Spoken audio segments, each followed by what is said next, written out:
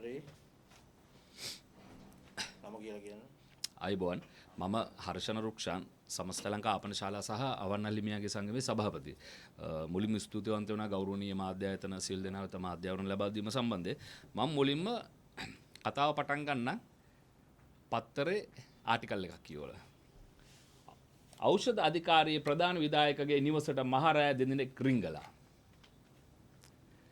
මේ උද්දික ප්‍රේමරත්නගේ දෙවනි ජවනිකාවද මේක වෙලා තියෙන්නේ ජාතික ඖෂධ නියාමන අධිකාරියේ විධායක නිලධාරී වෛද්‍ය ශවින් ගමගේ මහතාගේ පිළියන්දල පැලැන්වත්ත නිවසට 19 වෙනිදා මධ්‍යම රාත්‍රියේදී නාදුන දෙදෙනෙකු හොර රහසය ඇතුළු සෝදිසි කර පිටව ගොස් ඇත. හොරෙන් ඇතුල් වෙනවා සෝදිසි කරනවා යනවා. මෙහි පොලිසියත් නෙමෙයි රාජ්‍ය අංශ බාරව ඉන්න නීතිය සම්බන්ධයෙන් ඉන්න කිසිම කෙනෙක් නෙමෙයි. මේකේ ඊළඟ කොටසට මං එනවා. එතකොට දැන් මේ ශබින් ගම සේමසිංහ මහත්තයා ගැනත් මං මේ ඉදිරියේදී කියන්න. ශබින් සේමගේ ගැන. එදින විධායක නිලධාරීවරයා සහ පවුලේ සමාජිකින් දෙවන මහල් දෙකකින් සමන්විත නිවසේ පහළ මාලේ නින්දේ ඉඳලා තියෙනවා. එලෙස පැමිණි පුද්ගලයන් නිවසේ කිසිදු දේපලක් හෝ කිසිදු ලේඛනයක් ගොස් නොමැති බව විධායක නිලධාරීවරයා කළ පැමිණිල්ලේ සඳහන් වේ. මේ නාඳුනන පුද්ගලයන් ඇයි මේ ඇවිල්ලා තින්නේ? මේ සේමගේ මහත්තයා රැට අඳින්නේ මොනවද කියලා බලන්නද? නෑ. මේ සේමගේ මහත්තයා යනු ගෝඨාභය රාජපක්ෂ ආණ්ඩුවේ රනිල් වික්‍රමසිංහ ආණ්ඩුවේ ඉඳන් ඉන්න ජාතික ඖෂධ නියාමන අධිකාරියේ ප්‍රධාන විධායක නිලධාරී.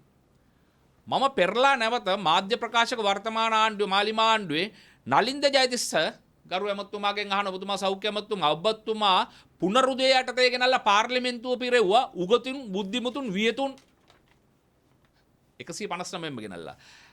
එතකොට ඔබතුමාට තාම බැරි වුණේ ඇයි මේ ගෝඨාභයලගේ මේ රාජපක්ෂලගේ මේ වික්‍රමසිංහලගේ අදිසි බලල්ලත් මේ අමාත්‍යංශ වලින් එළවලා දාන්න. ඒ කියන්නේ එකක් එක්කෝ පුනරුදය ආණ්ඩුවේ මේ ඖෂධ නියාමන අධිකාරිය හැන්ඩල් කරන්න පුළුවන් ප්‍රධාන විධායක නිලධාරියෙක් නැද්ද?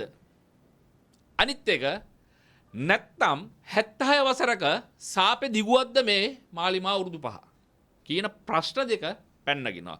හැකි ඉක්මනින් ගරු නලින්ද ජයතිස්ස ඇමතුමනි ඔබතුමාගෙන් අපි මේ ප්‍රශ්නට උත්තර බලාපොරොත්තු වෙනවා. මොකද මේ ශවින් සේමගේ වෛද්‍ය ශවින් සේමගේ ප්‍රධාන විධායක නිලධාරී මෙතුමාට විරුද්ධව අපිට දැනගන්න ලැබෙන පරිදි අපරාධ පරීක්ෂණ දෙපාර්තමේන්තුවේ නොයෙකු පැමිණිලි සටහන් වෙලක් තියෙනවා. පැමිණිලි විමර්ශනයට විමර්ශන වෙනවා කියලත් අපිට දැනෙලා ලැබිලා තියෙන කරුණු වලින් අනාවරණය වෙනවා. ඉතින් ඒ පිළිබඳව හෙට නෙමෙයි අනිද්දා. මොකද අපි දැන් මේ මාධ්‍ය හමුව තියලා මම දැන් කිව්වා මේ ඉන්නේ තාම ගෝඨාභය රාජපක්ෂගේ බලල්ලත්.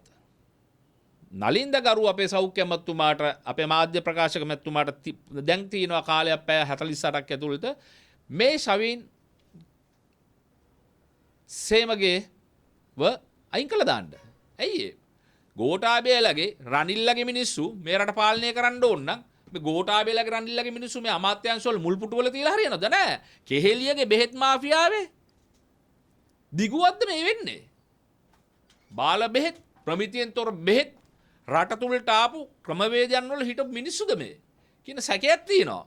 ඇස් කන් වුණා මිනිස්සුන්ගේ. සරසවි සිසුන් නැති වුණා මේ බාල බෙහෙත් නිසා. මේ අපරාධකරුවන්ට උඩගෙඩි දුන්න මිනිස්සු තමයි මේ ඉන්නේ මං හිතන විදියට. ඒක හන්ද කරුණා කළා මේ ශබින් සේමගේ නැමැති ජාතික ඖෂධ නියාමන අධිකාරියේ ප්‍රධාන විධායක නිලධාරී එළියට දාන්න කියලා ඉල්ලනවා. මොකද මොන හරි සිස්ටම් එක චේන්ජ් වෙනවා නම් සිස්ටම් එක චේන්ජ් වෙන්න ඕනේ ස්ටෙප් බයි ස්ටෙප්. දැන් මාස 6 වෙනි මාසෙ යන්නේ. මේ මාස 7 ඇතුළතම තාම ඉන්නේ ඖෂධ නියාමන අධිකාරියේ ශවින් සේමගේ නම් මේ ගෝඨාභයලගේ මිනිස්සු නම් අපි කෝටි ගණන් වියදම් කරලායි මේ ජනාධිපතිවරණයක් තිබ්බේ. පාර්ලිමේන්තු මැතිවරණයක් තිබ්බේ. අයි අපි සිස්ටම් චේන්ජ් එකකට යනවා කිව්වේ. කිසිම චේන්ජ් එකක් වෙලා නැහැ නේ. පරණ අර මේ රාජපක්ෂලගේ වික්‍රමසිංහලගේ ඔය 76 වසර මේ රට කාපියුන්ගේ මේ බලල්ලත් නිතින්නේ. ඒක හන්ද ගරු නලින්ද ජයතිස්ස සෞඛ්‍ය ඇමතුමනි ආණ්ඩුවේ මාධ්‍ය ප්‍රකාශකතුමනි ඔබතුමාටයි මේ දැන්වීම එවන්නේ.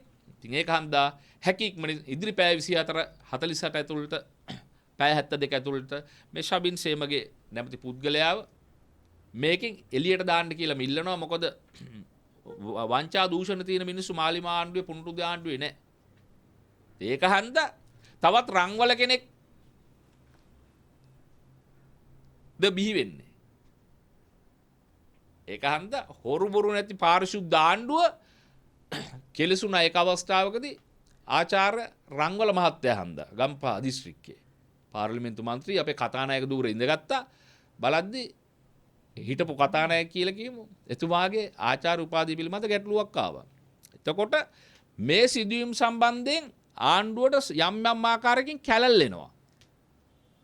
මේ සිදුවීම සම්බන්ධයෙන් මම මොහුගේ වංචා දූෂණ තියෙනවා නම් ඉදිරි පැය 48 ඇතුළත මම අනිවාර්යයෙන්ම මේ දේවල් ඉදිරිපත් කරනවා.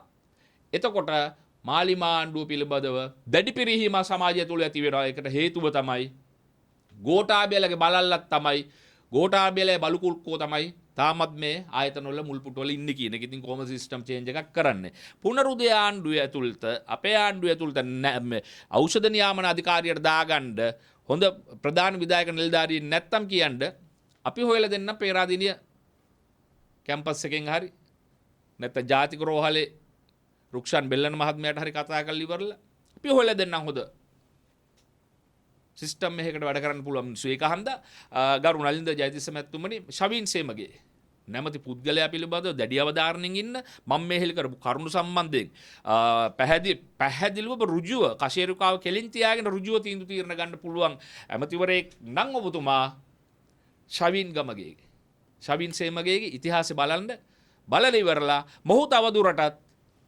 මේ පුටුවේ ඉන්නවද නැද්ද කියන එක ඉදිරි පැය 24 47 ඇතුළත ගරු ඇමතුමනි නලින්ද ජයතිස්ස ඇමතුමනි මාධ්‍ය ප්‍රකාශකතුමනි ඔබතුමා සොයා බලන්න ඍජු තීන්දුවක් තීරණයක් ගන්න කියලා ඉල්ලා සිටිනවා. ස්තුතියි.